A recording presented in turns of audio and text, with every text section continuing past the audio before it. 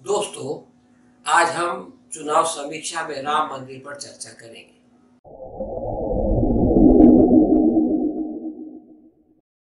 एक जमाना ऐसा भी था कि लोग कहते थे कि जब जब चुनाव आते हैं मंदिर वही बनाते हैं। परंतु पिछला चुनाव भ्रष्टाचार और सबका साथ सबका विकास के मुद्दे पर लड़ा गया। देश की जनता ने अच्छे दिनों की आशा में मोदी जी को सत्ता सौंप दी, लेकिन न विकास हुआ न करप्शन समाप्त हुआ। उल्टा चौकीदार चोर है की घोषणा होने लगी। इसलिए अब रिजर्वेशन और राम मंदिर के मुद्दे पर इलेक्शन की तैयारी हो रही है।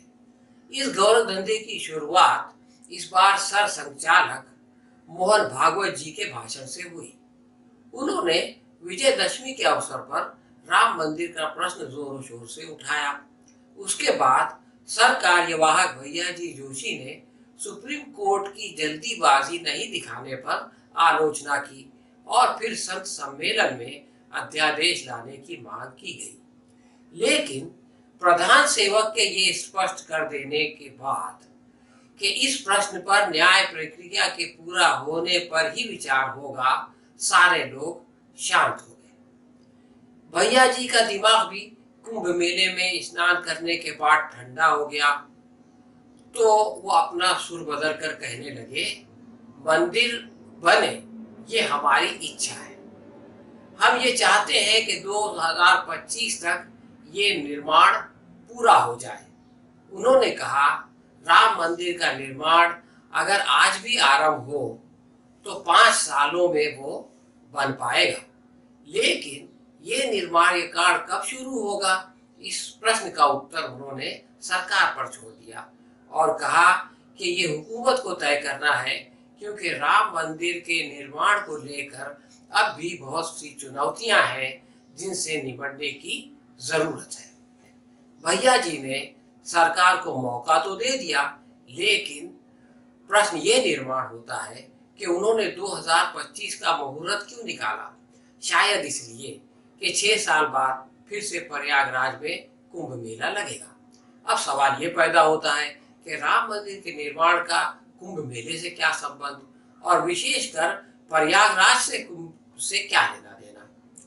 कुंभ का मेला तो हर साल कहीं न कहीं लगता है और पिछले 30 सालों से भाजपा यह आंदोलन चला रहा है। इस बीच न जाने कितनी बार इलाहाबाद में कुंभ का मेला लग चुका है।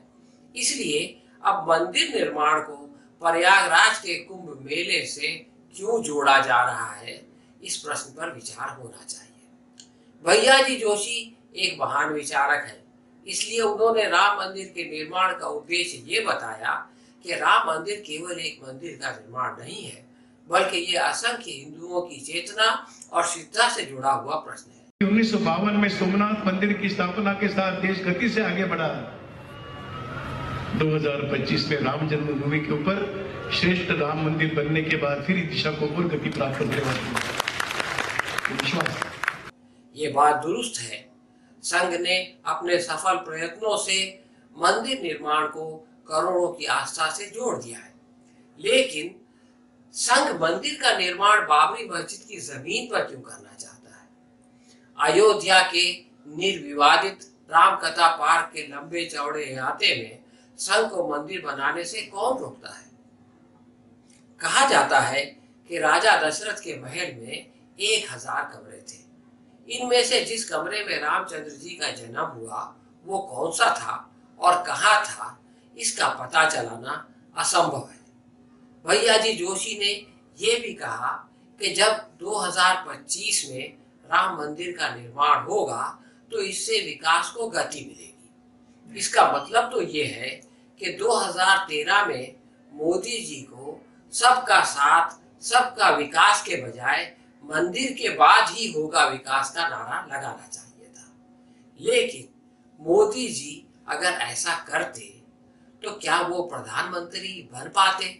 ऐसा लगता है कि विकास के पागल होने का थोड़ा बहुत असर भैया जी पर भी हुआ है, वरना वो बीजेपी के मुख्य प्रतिद्वंदी कांग्रेस प्रधानमंत्री पंडित नेहरू की प्रशंसा करते हुए ये नहीं कहते कि मंदिर निर्माण से भारत उसी तरह आगे बढ़ेगा जिस प्रकार 1952 में सोमनाथ मंदिर के बाद हुआ था। उस समय जवाहरलाल नेहरू प्रधानमंत्री थे। अब भैया जी को ये भी बताना पड़ेगा कि 1950 में संविधान बना और पिछड़ी जातियों को आगे बढ़ने की खातिर 10 सालों के लिए आरक्षण दिया गया। सोमनाथ मंदिर 1952 में बन गया और देश की प्रगति करने लगा। तो उसके फलस्वरूप आरक्षण को समाप्त होना चाहिए था, परंतु मंदिर के बनने के 30 साल बाद जनता पार्टी की सरकार ने मंडोल आयोग का गठन क्यों किया? खास बात यह है कि भारतीय जनसंघ भी उस सरकार में शामिल थी। मंडल आयोग की सिफारिश को लागू करने की जरूरत 40 साल बाद क्यों आन पड़ी? और सोमनाथ मंदिर के 68 साल बाद मोदी सरकार को ऊंची जाति के लोगों को भी आरक्षण क्यों देना पड़ा?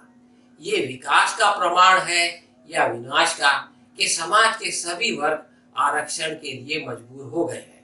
भैया जी जोशी 2020 से मंदिर के निर्माण के आरंभ होने का सपना देख रहे हैं, मगर all India council for technical education ने 2020 से किसी भी नए इंजीनियरिंग कॉलेज को अनुमति देने पर रोक लगा दी है। 2 साल बाद इस निर्णय पर पुनर्विचार होगा। देश में साइंस के विद्यार्थी बढ़ रहे हैं, परंतु लोग इंजीनियर बनना नहीं चाहते। इससे इंजीनियरिंग कॉलेज की सीटें नहीं भर पाती। यह हास्यास्पद है कि इन खाली सीटों के होते रिजर्वेशन दिया जा रहा है। इस दुर्गति का कारण एजुकेशनल स्टैंडर्ड में गिरावट, सुविधाओं की कमी और बेरोजगारी है। इसके चलते इस वर्ष बीटेक और एमटेक के विद्यार्थियों की संख्या में 1,68,000 की गिरावट आई है, जो पिछले 5 सालों में सबसे ज्यादा है और 1 साल पहले की तुलना में 2 गुना है। भैया जी को ये बताना पड़ेगा कि इस गंभीर परिस्थिति को बदलने में राम मंदिर का निर्माण कैसे सहायता करेगा। अपने यहाँ इस तरह के गंभीर प्रश्नों पर विचार नहीं किया जाता।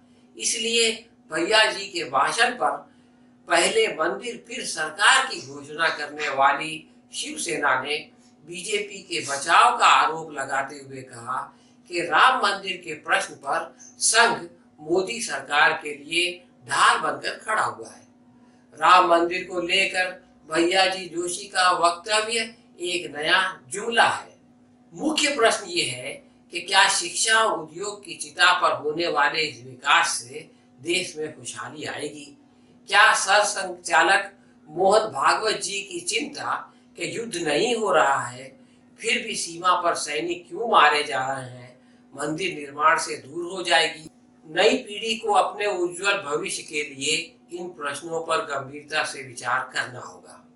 ये थी हमारी आज की समीक्षा। अगले गुरुवार को एक नए विषय के साथ फिर मिलेंगे।